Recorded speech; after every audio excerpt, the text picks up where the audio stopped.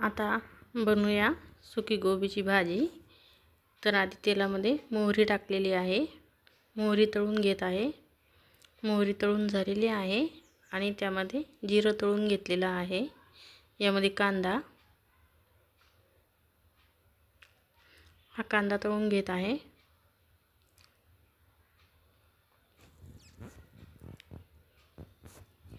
आता हा कांदा तळून झाला की यामध्ये चवीनुसार तिखट टाकायचं। तर कांदा तळलेला आहे। आता यामध्ये तिखट टाकूया, चवीनुसार तिखट, हळद, घरी तयार केलेला मसाला। तर फिरून घेत आहे। हे तळून झालेलं आहे। आता यामध्ये गोबी टाकूया।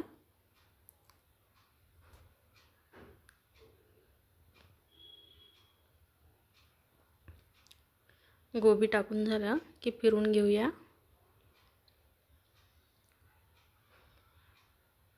तर फिरून झालेलं आहे। आता यामध्ये थोडंसं मीठ टाकूया चवीनुसार,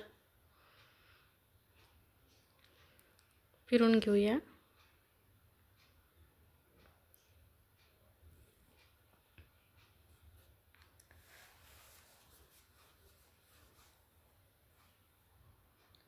आता यामध्ये थोडंसं पाणी टाकूया, कारण ही सुकी गोबी बनवायची आहे, त्याच्यामुळे यामध्ये जास्त पाणी नाही घालायचं, थोडंसं घालायचं,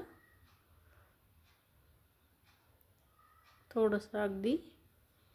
आता झाकण ठेवून याची वाफ काढायची आणि 3 ते 4 वेळेस हलवत राहायचं। तर बघा, यातलं सगळं पाणी आटलेलं आहे आणि चांगलं तेल पण सुटलेलं आहे भाजीला।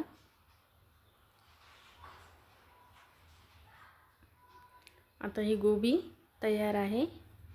आता ही जास्त पण नाही शिजू दिलेली गोबी।